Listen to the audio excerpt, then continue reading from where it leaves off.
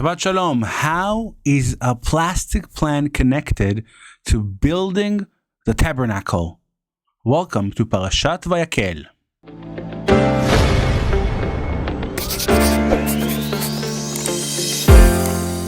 Shalom everyone. Parashat Vayakel. We are now entering probably the fastest growing movement of how you make a change in a nation. Yes, a change in the nation in this week portion. Where is it? If you go into the text, you will notice something very interesting. The word that is being used to start the name of the parasha, Vayakel, is mentioned already last week portion. In the word Vayakel, they gathered, is mentioned when the people of Israel gather for the golden calf. And right now, in the beginning of the parasha, the same word will be used again. Vayakel Moshe, and Moshe gathered the people. How can you take a nation from gathering from a very, very negative side of sinning, if the golden calf, as we talked about last week, into the essence of building together a tabernacle, Mishkan, and why is it important? And just before that, remember, there are two main characters who are also going to take part in this important mission. Of course, I'm talking about Betzalel, the person who is going to be the main architect of building the tabernacle, and his beloved helper, Aholiav. I don't know how to say it in English.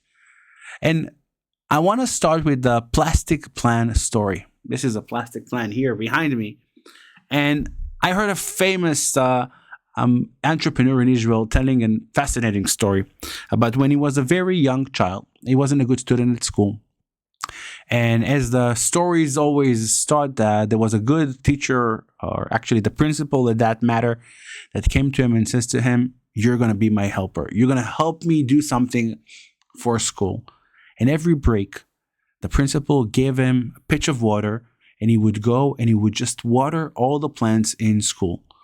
And it was a fascinating work for him because he was important. He did something important and crucial for school. He developed responsibility. If you're a parent, you know, you need to find those moments to embrace your kid and tell them, you are important. Here, there's a task. You do it well, you will feel pride, joy, and you can develop from it for other things. So this kid goes, and every day for a full year, he waters the plants. He says that it was so good for him that not only in the break, even when he came in the morning, he just took a bottle of water and began to water the plants. This responsibility, this joy gave him and made him to be a better student. And he became this great student, and he was a top student eventually, and he went to the army, and after that went to university, and he became this entrepreneur working with computers, making an exit company, startups. He becomes a millionaire.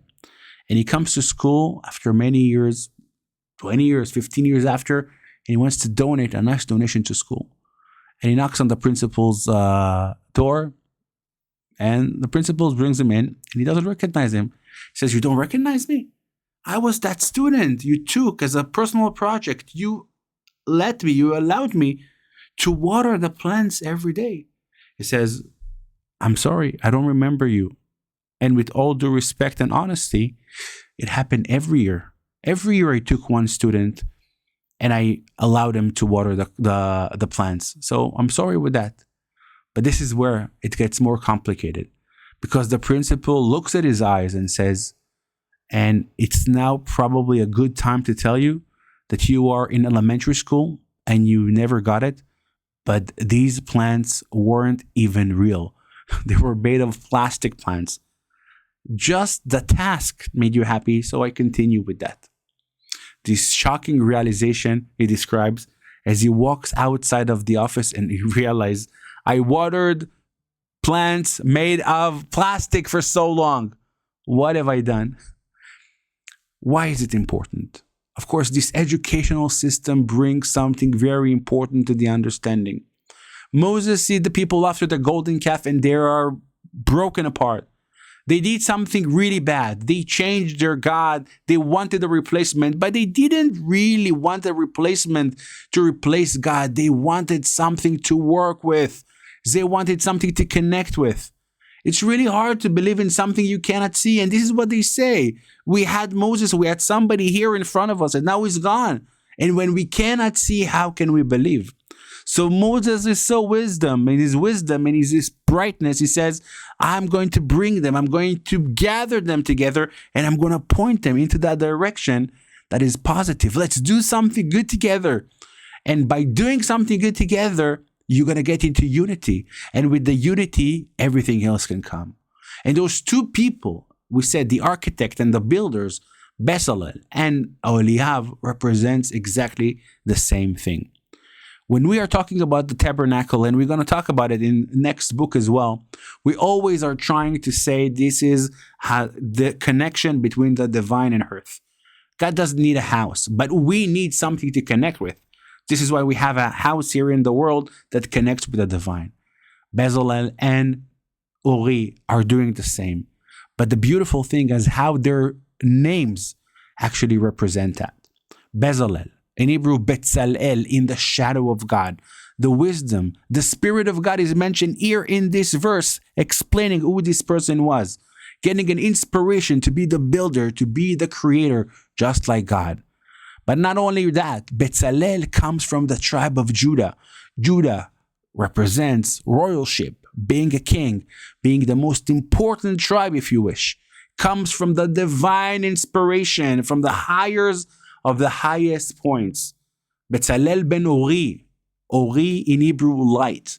When you come from this divine point, when you come from royalty, you can bring the essence of inspiration, of Spirit of God to others. The light comes to others. But there's the flip side of Aholiav ben Ahisamach. Aholiav ben Ahisamach, Ahoel, the tent, loves the tent because they are the people who need to create, need to inspire us going up. But there's people who needs to do the actual work. And Dan, the tribe that Eliab is from, we know Dan is the son of the servant, and he comes from the lower parts of the tribes. The tribe of Dan represents coming from down and building and working hard. Working and building the tents eventually brings us to the son of Ahisamach. Ahisamach in Hebrew, Achi, my brother. Samach, support. We need those brothers to support us. And they unite the vision between Judea or Judah and Dan, the tribes of Dan, the highest and the lowest, and everything in between, and the people bring us all in action of doing something good together. This unity, this profound moment, this is what helps us leave the damages of the golden calf. And this is what inspires us into the future of finding a dwelling place for God in this world. From Betzalel to Aholiav, from the plant made of plastic into the divine inspiration of the Spirit of God. Shabbat Shalom.